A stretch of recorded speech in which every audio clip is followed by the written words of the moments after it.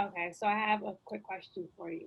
So you mentioned that you got your start in the NBA through your connection with your nonprofit. How would you, what advice would you give to students that don't have that connection to start with, just to, get their foot in the door?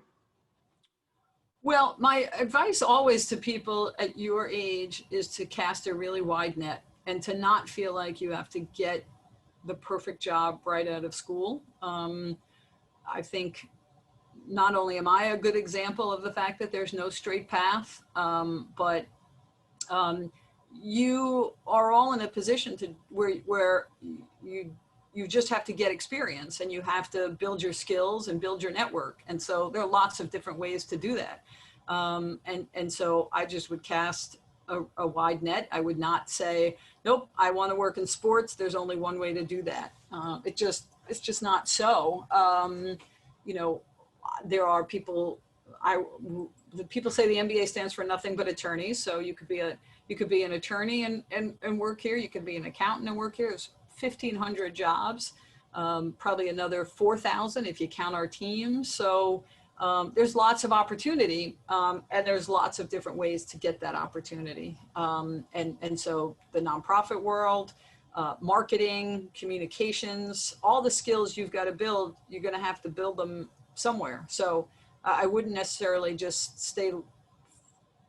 stay thinking in your head that like the only way for me to get there is by doing this one job. It just, you've got to get the experience and build your skills.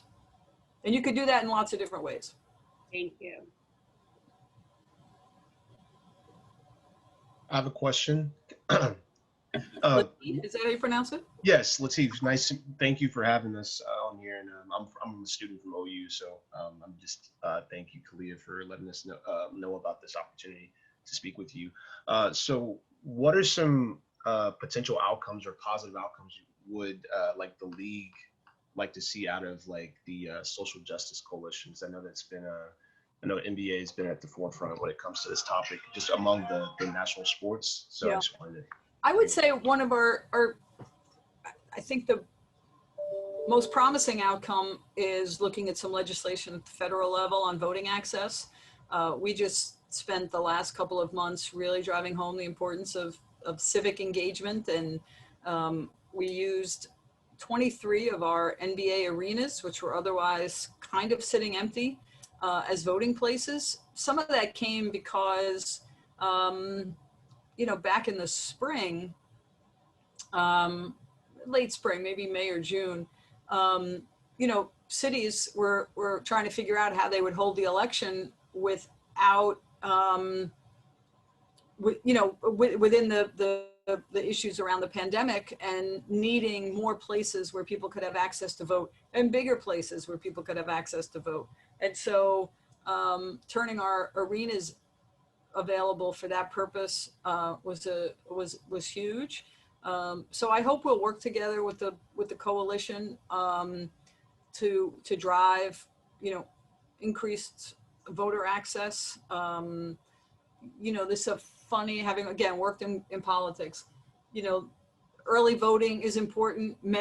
Voting by mail is important. We make it so hard for people to vote in this country. We finally, over the last 6 months, because of the pandemic, made it a little bit easier, and the results speak for themselves. I'm not talking now about the results of the election per se, but the fact that more people voted in this election than any other election in our history, it speaks volumes, because for the first time, cities and states made it easier for people to vote. So you didn't have only one day to vote.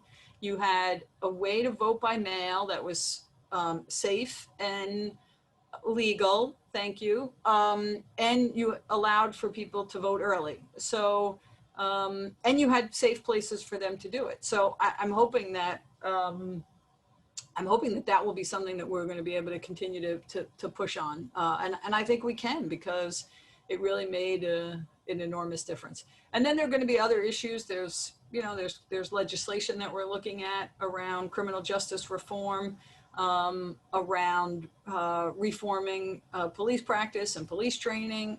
We've got people on our coalition who are really involved in those issues and have been personally affected by them. So, I think we're excited about what what we can do together, and frankly, how we can use our platform to both educate and advocate for meaningful change. Thank you so much. Thank you. What are entry-level positions that recent college students usually start working as, and where? And where do we look to apply for entry-level jobs? Look, I think, you know, you've got, in a normal world, every team, every sports team, including every college team, Hartford may be an exception, is trying to sell tickets.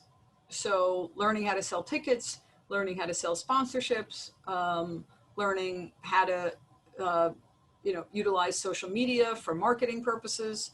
I think those are sort of areas of opportunity.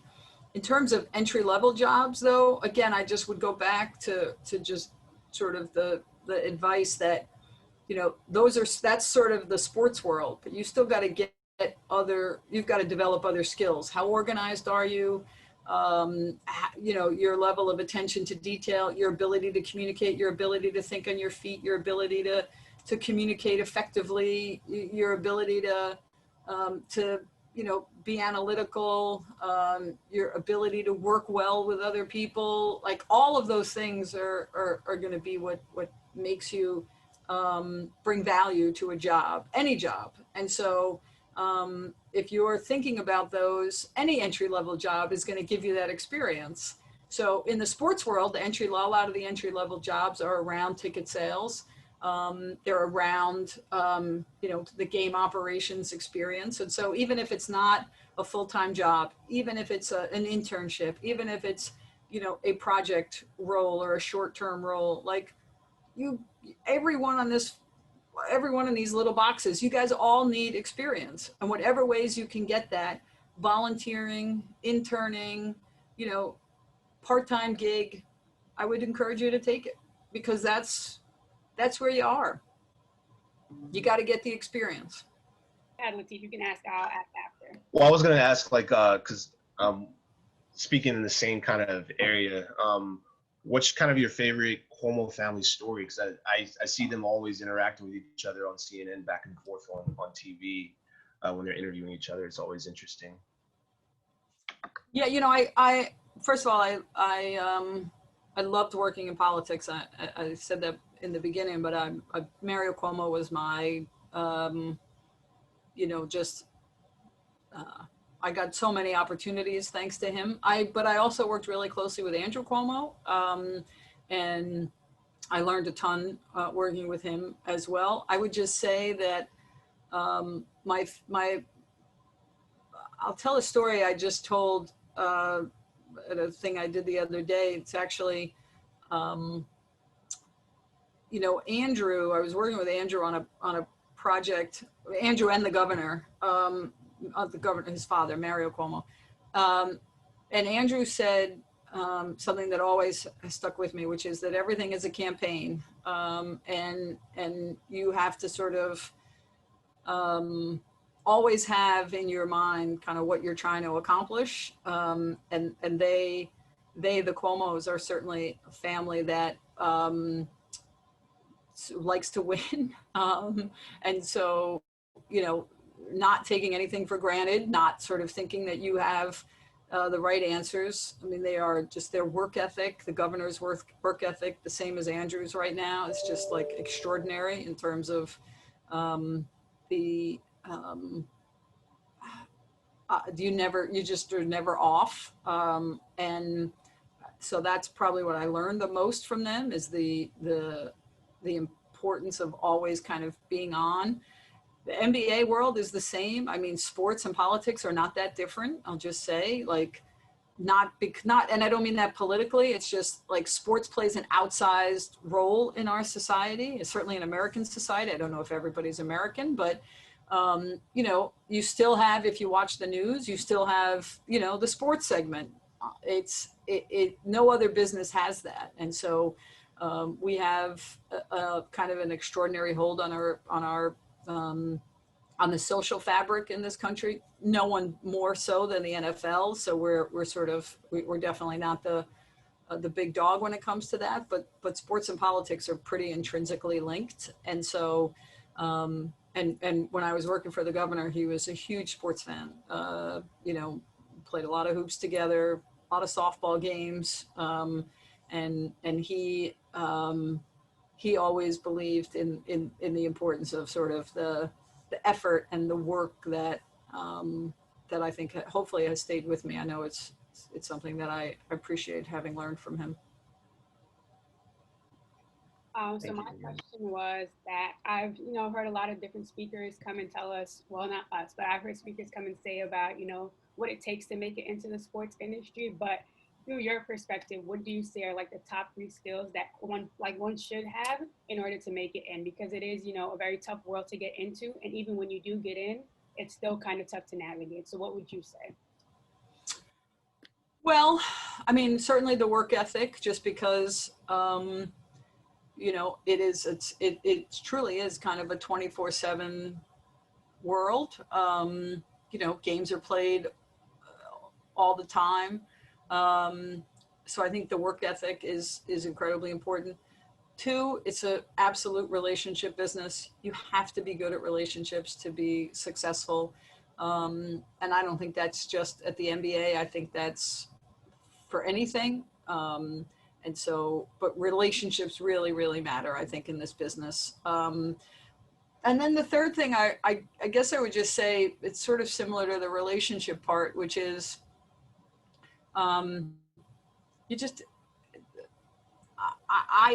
you have to be somebody who's trustworthy, somebody that people can rely on. It's like being a part of a team. And so if you don't care who gets credit for something, and it's about the work and not the credit, I think that's a good way to think about what you're working on.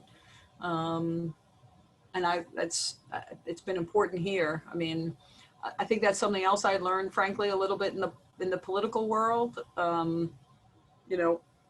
Trying to make sure what the brand in politics is the same as the brand in sports. It's sort of the brand above all. People say that about the NFL, the shield above all.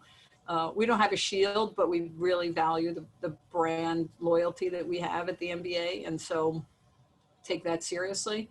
But you could take the work seriously, but don't take yourself too seriously is my other advice. Thank you. Welcome. Questions that's not like sports related at all, but there are a few seniors in here, so I just want to tell if you have any advice. Seniors. Mallory, you're a senior. Alex, I'm actually a student manager of the women's basketball team. Excellent. Yeah, so I'm a big Morgan Valley fan. I'm a big, tell Morgan I said hi, a big fan of hers. Okay. So do you have any advice for them, about their post-grad life? Because there's a lot of students that don't really get anything directly after graduation, and then there's some that do get it, but they're a bit overwhelmed. So any general advice? Well, it's not great advice. I mean, I just think this is a time unlike any other, and so you just got to be patient. And I know that's kind of sucky advice, but I just think you do. I mean, things are going to get better at some point and a little more normal, but so you got to just be patient. I wouldn't wait for the perfect opportunity. I would say that before. I really encourage people to sort of this notion of like casting a wide net, and like you can't make any bad decisions when you're leaving school and taking a job because you have no experience. And so everything is just about what am I doing that gets me at least some additional experience. Mallory, I love that you're doing the student managing. You guys should take advantage of any club or any of those other experiences. I would not have gotten my job, the first job I had out of college, if I hadn't gotten involved in the student government. Doesn't mean you have to be the president of the Student Government Association, but like, I'd had different experiences that I could talk to. And so whatever you could do to sort of fill out your resume in a meaningful way, not just do it so that it's on there, but so that you can talk about real experiences that you've had, talk about real things that you've done, people that you've done it with outside of your small circle. Those are all the things that will will help you the most. If when I talk to people who have just come out of school and they give me their resume and it's like, oh, here are the courses I took. I'm like, respectfully, I could give a shit. Like, of course you took those classes. That's what you're doing in college. I want to know what else you did. Like, if you got on the dean's list, God bless you. I don't care about that either. I did not make, I was not a great student. So like, it's not, to me, that is not the be all and end all. I'm not saying go fail your classes. I'm just saying, like, don't just do that. If you're there only going to school and taking classes, you're limiting yourself, in my view. And so, find other things that give you experience. Volunteer, work on a campaign, be an intern, even if it's not what you want to do. Or even if you can't do any of that because you've got to work, because you've got to make money to pay for school, say that too. It's okay to say, my first job in college, I was, I babysat. I spent the summer babysitting between my freshman and sophomore years of school. I had to explain it to people. Like, yeah, I had to, because I had to take care of my younger sisters while my mother worked. So, tell your story. Make sure you own what your story is. But don't just go to school. I mean, it's good you got to go to school, but don't just go to class. You know what I mean? Does that make sense? Yes. 100%. Yes. Thank you. I have another question. Yeah. What's your favorite part about working for the MBA? Oh, you can't beat the job I've got. I mean, I do. I have a great job. I work my ass off, as all of us do here, but like, I look forward to every day, even the really stressful ones, and there are a lot of those. The people are super smart. The work is really challenging, so there's no kind of sliding by. You got to really be on your game, no pun intended, at all times. And so I like that.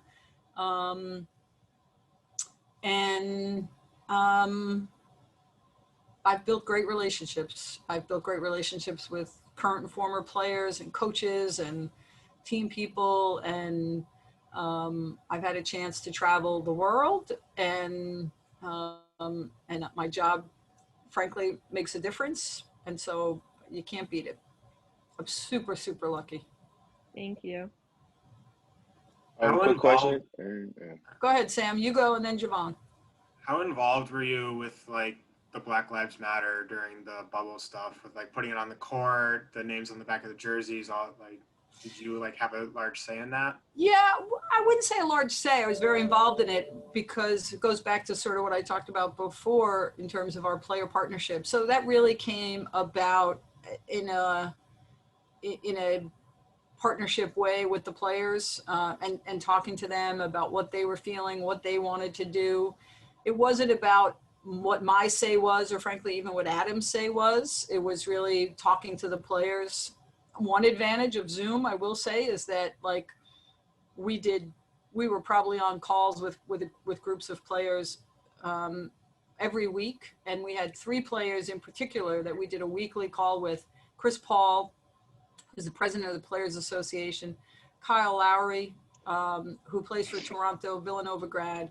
A great guy. I mean, just like smart and thoughtful, and then Dwight Powell, another great guy, Stanford grad, plays for the Dallas Mavericks. And so those 3 guys, really helped us kind of work through difficult issues as it relates to the health and safety protocols that we had for the players, all the kind of rules that were in place, but also how could we make the most of the social justice movement and moment. And so, we didn't always agree, but we definitely, when we didn't, we said so to each other, but then we moved forward, I think, in a really strong way. And the work we did around voting, and the work that those guys did in their communities was terrific. So I was involved, but it very much in a partnership way.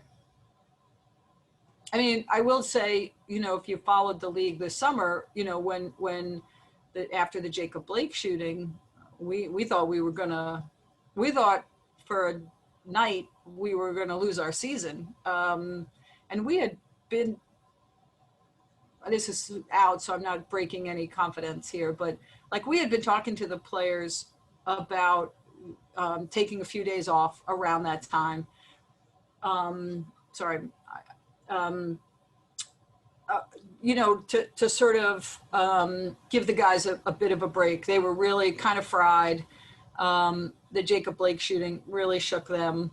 And so that was sort of Wednesday when Milwaukee, what did it for Milwaukee was not just, I should say, the Jacob Blake shooting. It was the kid, the white kid from Illinois, Kyle Rittenhouse, I think was his name, who went to Kenosha and, shot people, all defending some white supremacy notion that he had.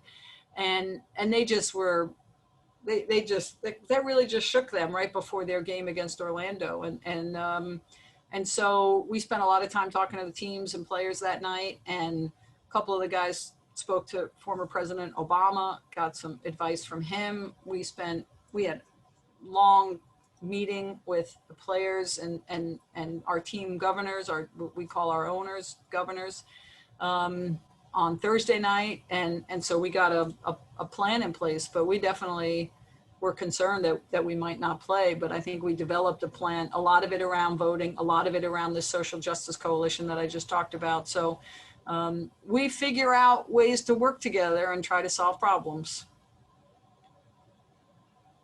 And then Javon, we'll just have you as the last. Oh yeah, Javon, sorry, last question. We'll have you as the last. Yeah, this is about basketball related about this year. I'm just confused on how we're going to do a season, how y'all NBA is about to do a season like 2 months. Like with all 32 teams. Like how is that about to happen? Like, well, we have 30 teams, 30, but I get your sorry. point.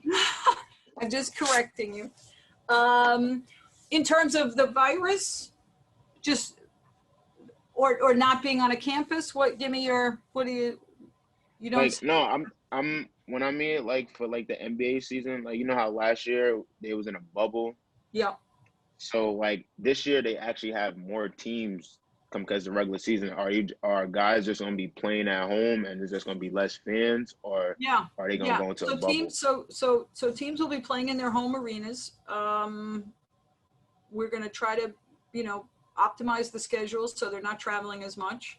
We're gonna try to, if for the most part right now, fans are probably not allowed in most of our buildings by city or state ordinance. And so if we can have fans and we can have them there safely, we will. It'll look very different. The courtside seat in the NBA is the best seat in sports. Everybody would tell you that just because you're right there. We won't have that. We'll have some courtside, but we obviously want to make sure that we're having some social distance. And I think we've learned a little bit from the NFL and Major League Baseball how to play the games. We obviously have fewer players, so that helps us. Helps us in some ways, hurts us in others. The NFL is like somebody gets COVID, they're like next man up. We won't have that luxury, so our protocols are going to be really critical. And so, what we talked about in the success of our Orlando campus was not the testing. The testing is important. The testing only tells you if you have it.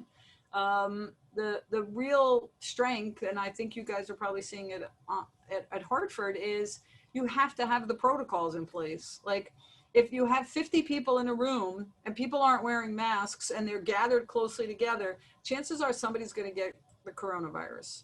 So if you are, you have 50 people in a room and everybody's wearing masks and everybody's maintaining some social distance, chances are, not as many people are going to get the coronavirus. So like the rules are not that complicated. And frankly, the mask wearing is, it just makes no sense that there hasn't been a national mandate for masks. Not to get political again, but so we had a mandate on our campus in Orlando. You had to wear a mask. people are like, oh my God, I can't hear them when they're doing their media interviews, et cetera, et cetera. It's like, but you have to be disciplined with the protocols. If you're not disciplined with the protocols, then we're going to have problems, but we're going to have to be disciplined with the protocols. So